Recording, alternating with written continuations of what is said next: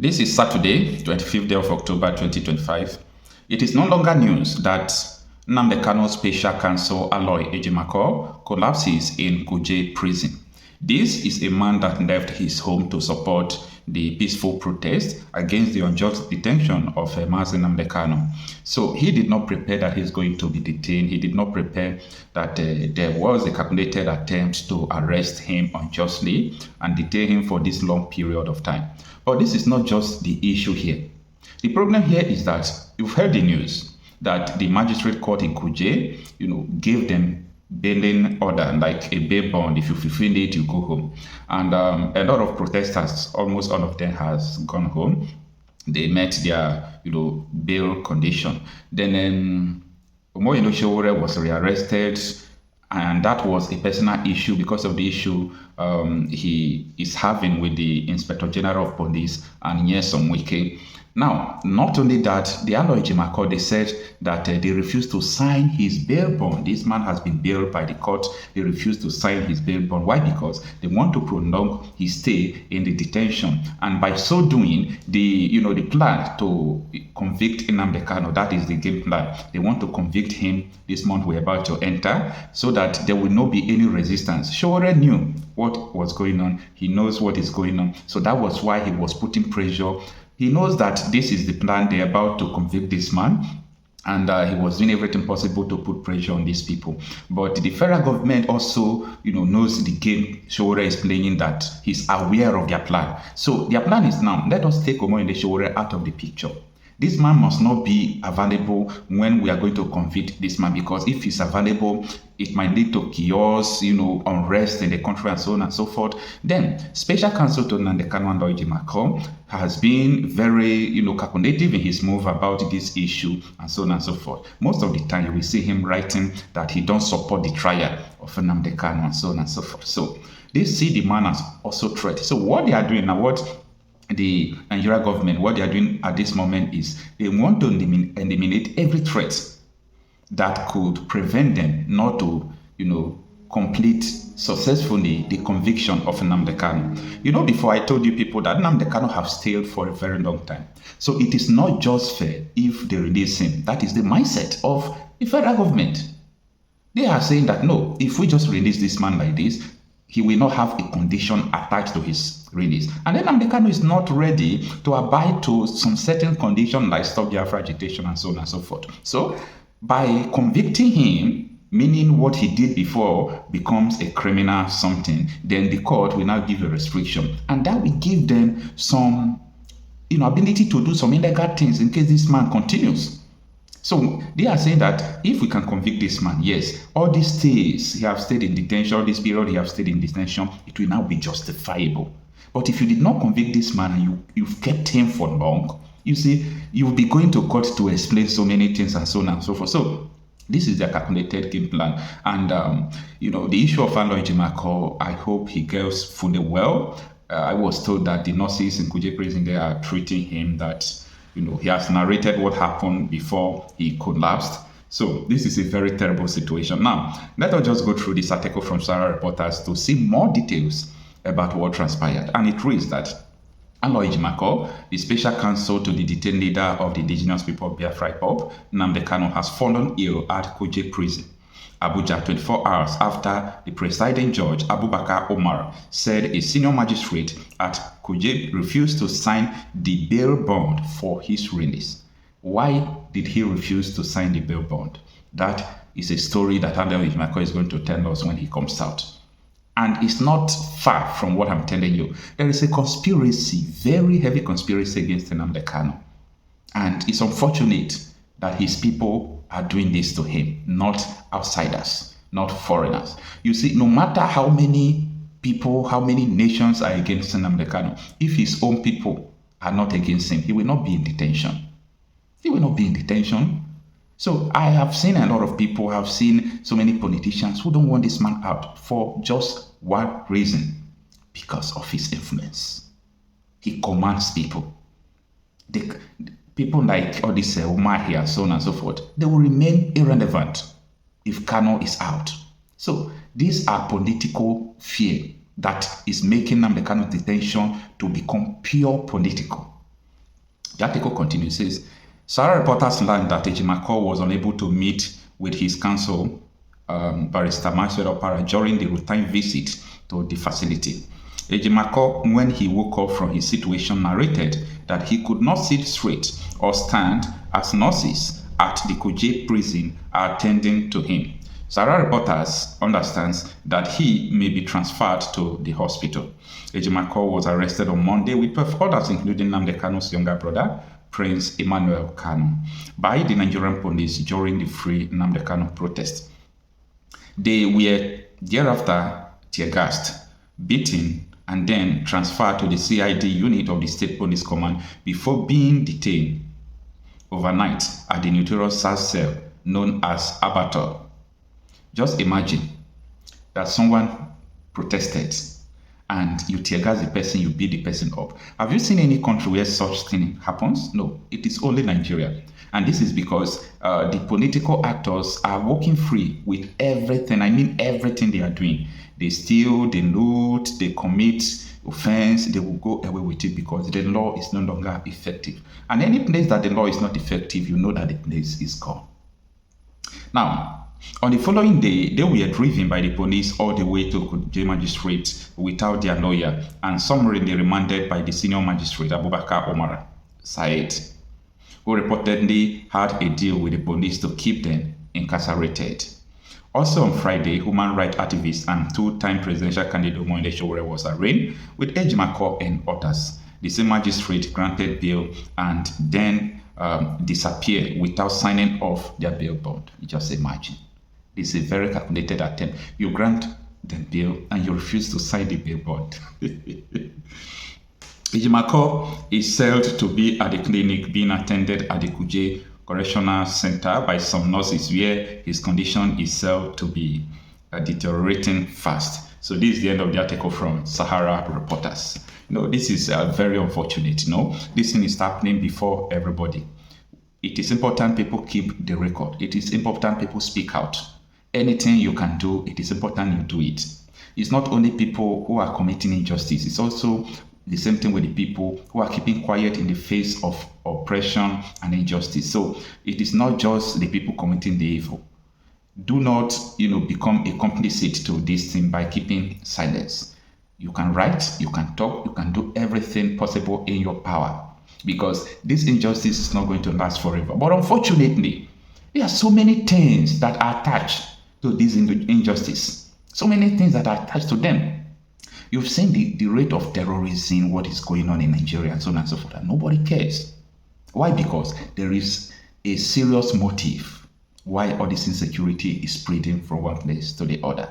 Anyway, it is what it is. Let's see as things unfold. But we have more dangerous time ahead. It's unfortunate, and I'm sorry to say this. We have more dangerous days ahead because things are not going to look good.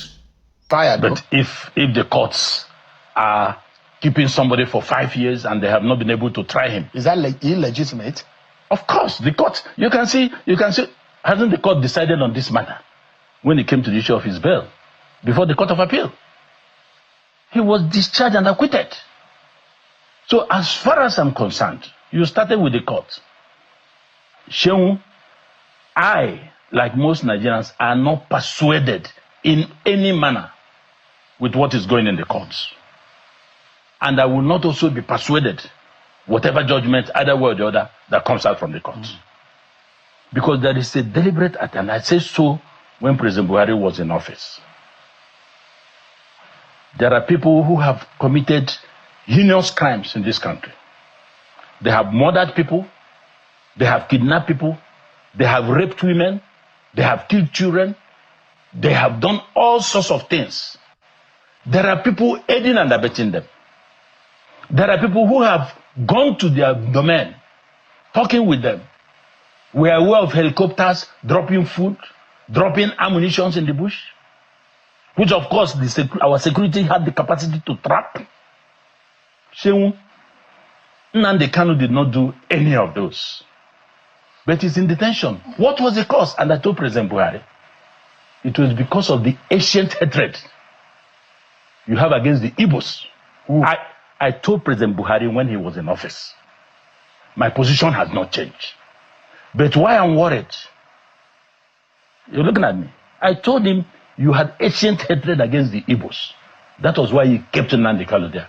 If he was from another tribe, Nnamdi Kanu will not be there. Are you dispassionate about this, or you are speaking because you are of the same extraction? Good. Because there are those who oppose, who don't have the same view as you have it tonight about the situation. There are those who ask questions about those who have taken opportunists on the situation in the South is based on the order, the radio broadcasts, the publications, and the statements that are being made online. You know what has happened with the man in Finland that has been prosecuted. As soon as that man was being prosecuted, the sit-at-home order and some of the mayhem being unleashed by opportunists of the agitation of Biafra stopped. Southeast started experiencing under this government some level of peace. Shehu. What I'm saying, I said it to a sitting president. Whether people agree or not, Shehu, you know those that loves you. You know those who hate you. It's not because I'm Igbo. I would have taken the same position if a Yoruba man or Fulani man was involved. My patriotism had no limitations. What do you think that government of the day? Apology. What do you think the government of the day who felt that a region consisting of 5 states is under consistent attack and is in distress and is insecure based on the action and the statement of one person? What do you think they could have done differently? You see the matter? President Tinubu did not cause this problem. He inherited it.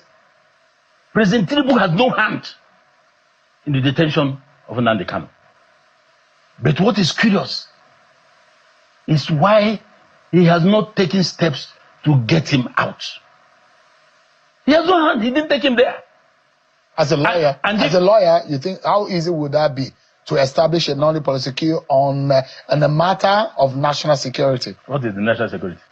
These are things that people manufacture to justify their positions. Nnamdi Kanu is facing one of the highest criminal offenses. And that is what? Terrorism charges against him. Can you define terrorism? No, that's what for the courts to tell. No, that's what I'm saying. That's what I'm saying. And all the others, all those people that did all the things I aforementioned, none was charged of terrorism. I have explained to you, Nnamdi Kanu has the right to demand peacefully for anything for his people. I am not saying because I'm from there. And that was why I have said it before you. President Tinubu, get him out of this. He has no hand in it. But he's in a position to rectify it. He knew the truth. Why has he not done so? You see, people are talking about some interest group. People are saying, don't release him. It will disbalance this, disbalance that. The truth is that Nnamdi Kanu, as we said that time to President Buhari, go and discuss with Nnamdi Kanu. You don't have to look for him in this manner. This is somebody, look at what is happening today. He did not talk to anybody. If he was outside, they say he has sponsored everybody. Okay. Sowore that is taking this thing on his own now, based on his struggles. He's not an Igbo. You were not able to tell Sowore this because he's not Igbo. If it was Dawanya, we say, hey, he has come. So we should forget about all these mundane issues and considerations. What is bad is bad. What is not good must be condemned no matter who is involved. President Tinubu, yes, we agree there are some people in the Southeast who do not want Nnamdi Kanu out. Really? There are people like that? I can say it authoritatively. Who are those? There are some top businessmen who are involved in businesses in Abuja, oil and all that.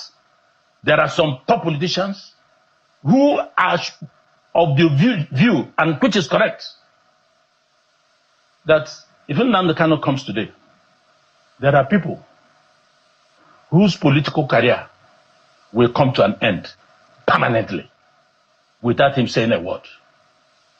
Nnamdi Kanu has been loved by the people. It's like when they were chasing Fubara. You had me say so here. I told President Tinubu, if the issue about 2027, the person to do business with is Fubara. Are you seeing what is happening there now? They have loved him, they have loved him. Organic support. Nnamdi Kanu need not talk to anybody. That was why I'm sure that is the pressure that the president is having. But the president is number one. He is the president of Nigeria. And he's the only person that can say, stop, it will stop. You don't have to take everything that everybody puts to you, hook, line, and sinker. When the issue started with this insecurity in the southeast, they raided the prison. We came out to say, no, this was not our deeds. Those people were imported. Security came back to realize it. But what happened next? Because they have been exposed, they decided to recruit urchins, non-educated people, people that are not skilled. Locals started training them. Are you an IPOB apologist? No. Look. I don't expect you to. Are you a believer? No. I don't expect you to come to that question because you know that I believe in Nigeria. But I'm asking you, you might have your. You might have no. You might have apology for the struggle of Biafra and what IPOB stands for. I am an open book. You'll always know where I am. You know the history of IPOB. I believe. You know the history of IPOB. What's the history? There are those who say legitimately it started off as a peaceful intentions or right about the agitation of the Igbo. What brought about IPOB? But what happened? No, what brought about IPOB? Chenwu, you have a region that has been marginalized. They've been crying for marginalization. It wasn't during the time of President Buhari. President Tinubu has tried to do one or two things, put some infrastructure, move some money there. You say you don't want them. Chenwu, you say you don't like me. You say you don't want me. Okay, allow me to go home. You say I will not go. One must give way. It's either you bring me at the center or you let me go.